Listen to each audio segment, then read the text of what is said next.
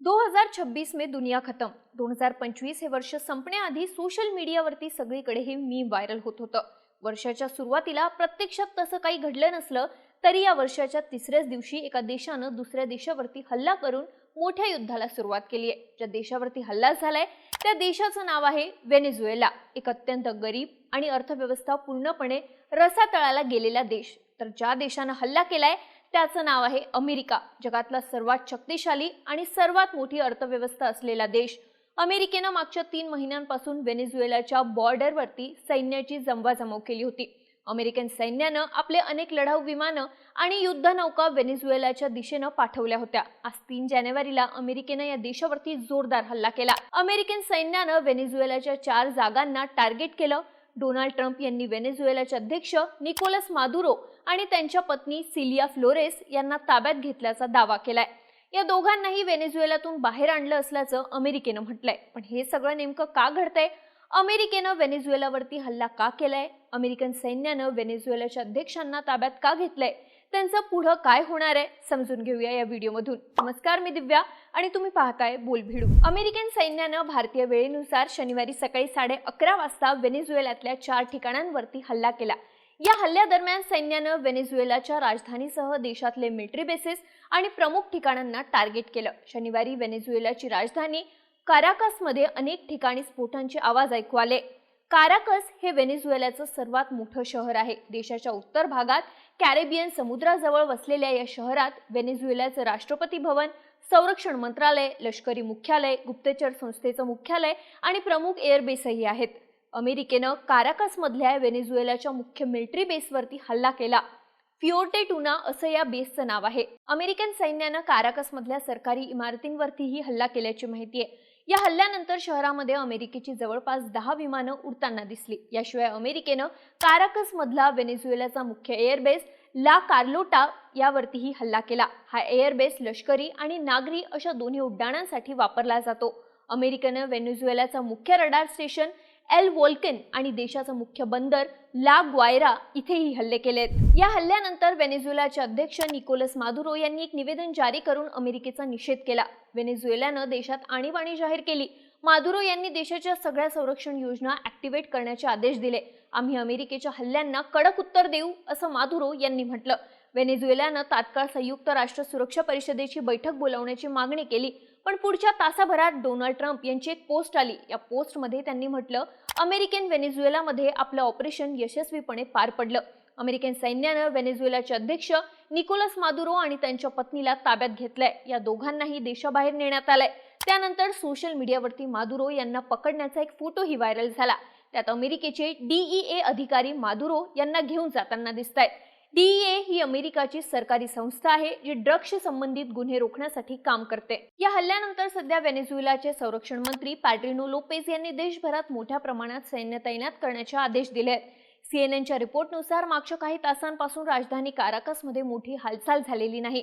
काही तासांपूर्वी अनेक विमानं आणि हेलिकॉप्टरचा आवाज ऐकू येत होता. पण आता शहर शांत आहे. सरकारकडून लोकांना शांत राहण्याचं आवाहन केलं जात आहे. व्हेनेझुएलाच्या संरक्षण मंत्र्यांनी म्हटलंय की अमेरिकेनं आमच्यावरती हल्ला केला पण ते आमच्यावरती नियंत्रण मिळवू शकणार नाहीत. त्यांनी मादुरो यांच्या आदेशानुसार सुरक्षा दल तैनात केले असल्याचं म्हटलंय. पण मादुरो यांच्या अटकेचा उल्लेख केला नाही. क्युबाच्या अध्यक्षांनी अमेरिकेच्या हल्ल्यांचा निषेध केलाय. त्यांनी जगभरातील देशांना या हल्ल्यांचा तात्काळ निषेध करण्याचं आवाहन केलंय. आता महत्त्वाचा प्रश्न तो म्हणजे हे सगळं का घडतंय? अमेरिकेनं व्हेनेझुएलावरती हल्ला का केला आणि व्हेनेझुएलाच्या अध्यक्षांना ताब्यात का घेतलं? तर अमेरिकेकडून यासाठी अनेक कारणं दिली जात आहेत. यापैकी सर्वात मोठं कारण म्हणजे अंमली पदार्थांची तस्करी. अमेरिकेच्या म्हणण्यानुसार व्हेनेझुएला मार्गे अमेरिकेत मोठ्या प्रमाणात अंमली पदार्थांची तस्करी होते. अमेरिकन अधिकाऱ्यांच्या म्हणण्यानुसार व्हेनेझुएलाची मिलिटरी आणि तिथल्या अधिकाऱ्यांचा या तस्करीत सहभाग आहे. व्हेनेझुएलामध्ये कार्टेल ले डॉस सोल्स नावाचा एक ग्रुप ऍक्टिव्ह आहे. हा ग्रुप अंमली पदार्थांच्या तस्करीसाठी ओळखला जातो. अमेरिकेनं अशा कार्टेल्सना दहशतवादी संघटना म्हणून घोषित केलंय. अमेरिकेच्या मते हा त्यांच्या राष्ट्रीय सुरक्षेचा प्रश्न आहे. अशा कार्टेल्समुळे अमेरिकन नागरिकांची सुरक्षा धोक्यात येते. ज्यावेळी अमेरिका एखाद्या ग्रुपला दहशतवादी संघटना म्हणून घोषित करते अशा वेळी अमेरिका त्यांच्या विरुद्ध कुठेही लष्करी बळाचा वापर करू शकते. तेच आता व्हेनेझुएलावरती केलं जात आहे. डोनाल्ड ट्रम्प यांचा दावा आहे की व्हेनेझुएलाच्या सरकारचा या गुन्हेगारांना आणि त्यांच्या नेटवर्कला पाठिंबा आहे. यामुळे अमेरिकेच्या बॉर्डरवरती बेकायदेशीर स्थलांतरितांचं प्रमाण प्रचंड वाढलंय. अमेरिकेचं म्हणणं आहे की त्यांना व्हेनेझुएलावरती ताबा मिळवायचा नाही, त्यांना फक्त अमेरिकन नागरिकांसाठी धोकादायक असलेल्या तस्करांना आणि गुन्हेगारांना संपवायचं आहे. आता हे झालं अमेरिकेचं स्पष्टीकरण, पण यावरती व्हेनेझुएलाचं काय म्हणणं आहे ते पाहू. व्हेनेझुएलानं अमेरिकेच्या या दाव्याला ठामपणे नाकारलंय. व्हेनेझुएलाच्या म्हणण्यानुसार हे युद्ध अंमली पदार्थांच्या तस्करीवरून नाही, तर यामागचं कारण वेगळं आहे. हे कारण म्हणजे व्हेनेझुएलातले तेलाचे साठे. व्हेनेझुएला हा दक्षिण अमेरिका खंडातला एक देश.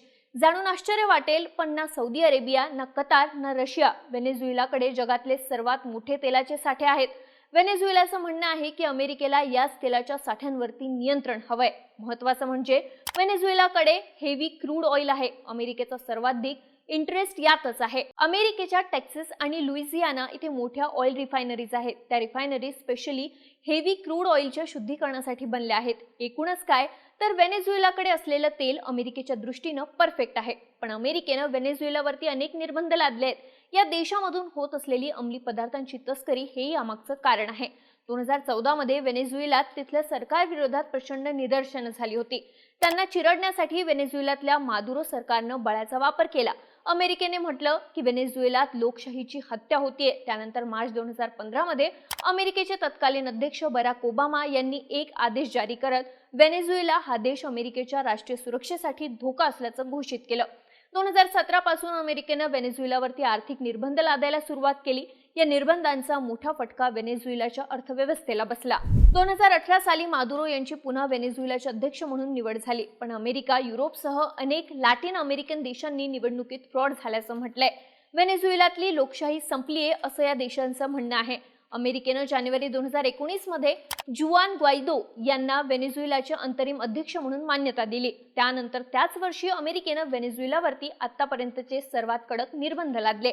अमेरिकेनं व्हेनेझुएलाकडून तेलाच्या खरेदीवरती बंदी आणली. इतर देशांनीही व्हेनेझुएलाला तेलाची उपकरणं विकू नये असं अमेरिकेनं म्हटलं.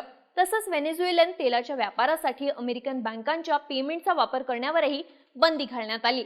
अमेरिकेच्या निर्बंधांचा परिणाम हा झाला की व्हेनेझुएलाची संपूर्ण अर्थव्यवस्था कोलमडली. व्हेनेझुएलाच्या एकूण निर्यातीत तेलाचा वाटा 96% होता. अनेक दशकांपासून अमेरिका हा व्हेनेझुएलाचा नंबर 1 ग्राहक होता. पण हा सगळाच व्यापार ठप्प पडल्यानं व्हेनेझुएलाची अर्थव्यवस्था कोसळली. तिथे महागाईचा स्फोट झाला. लाखो नागरिक देश सोडून पळून गेले. अमेरिकेच्या या निर्बंधांमुळे व्हेनेझुएलामध्ये चीन, रशिया आणि इराणची एंट्री झाली. चीन व्हेनेझुएलाला कर्ज देण्यास राजी झाला. शिवाय तेलाचे अनेक करारही केले. रशियाच्या रोजनेफ्ट सारख्या तेल कंपन्यांनी व्हेनेझुएलात आपले ऑपरेशन सुरू केले. इराणनं सुद्धा त्यांच्याकडचे टेक्निशियन्स आणि इंजिनियर्स व्हेनेझुएलात पाठवायला सुरुवात केली. यामुळे अमेरिकेची पंचाईत झाली. अमेरिकेच्या विरोधक देशांचा व्हेनेझुएलात प्रभाव वाढणं अमेरिकेसाठी धोकादायक आहे. त्यामुळे आता अमेरिकेनं पुन्हा एकदा व्हेनेझुएलावरती नियंत्रण मिळवण्याचे प्रयत्न सुरू केले आहेत. यासाठीच अमेरिकेनं या देशावरती हल्ला केल्याचं म्हटलं जात आहे. आता अमेरिकेला नक्की काय हवंय तर अमेरिकेला व्हेनेझुएलामध्ये असं सरकार हवं आहे जे अमेरिकेशी सहकार्य करेल. तिथल्या सरकारनं स्थलांतरितांच्या आणि तस्करीच्या मुद्द्यावरती सहकार्य करावं अशी अमेरिकेची भूमिका आहे. व्हेनेझुएलाकडे तेलाचे प्रचंड साठे असल्यामुळे अमेरिकेला तिथं त्यांना अनुकूल सरकार हवंय.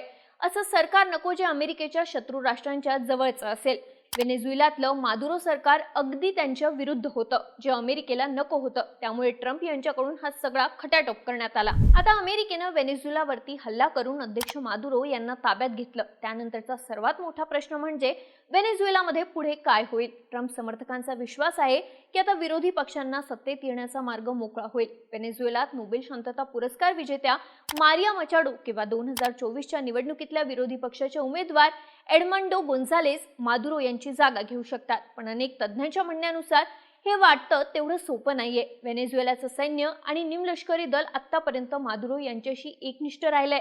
आता अमेरिकेच्या थेट हस्तक्षेपामुळे व्हेनेझुएलात आणखी अस्थिरता निर्माण होऊ शकते. त्यामुळे सध्या तरी व्हेनेझुएलाचं भविष्य अधांतरी आहे. इकडे अमेरिकेत निकोलस मादुरो यांच्यावरती खटला चालवला जाण्याची शक्यता आहे. अमेरिकेच्या अटॉर्नी जनरल पामेला बोंडी यांच्या म्हणण्यानुसार न्यूयॉर्कच्या न्यायालयात मादुरो आणि त्यांची पत्नी सिलिया फ्लोरेस यांच्या विरुद्ध आरोप दाखल करण्यात आले आहेत. मादुरो यांच्यावरती नार्को टेररिझम, अंमली पदार्थांची तस्करी आणि अमेरिकेविरुद्ध दहशतवादी कट रचण्यासारखे गंभीर आरोप लावण्यात आले आहेत.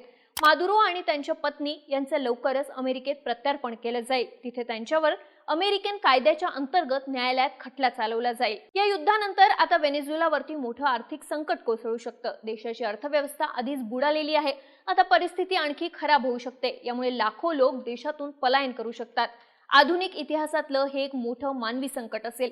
आता मादुरो यांचं पुढे काय होतं, व्हेनेझुएलात कोणाचं सरकार येतं हे पाहणं महत्त्वाचं असेल। तुम्हाला या सगळ्या घडामोडींबाबत काय वाटतं? तुमची मतं आणि प्रतिक्रिया आम्हाला कमेंट करून नक्की सांगा आणि माहितीपूर्ण व्हिडिओसाठी बोलबिडूच्या YouTube चॅनलला सबस्क्राईब करायला विसरू नका।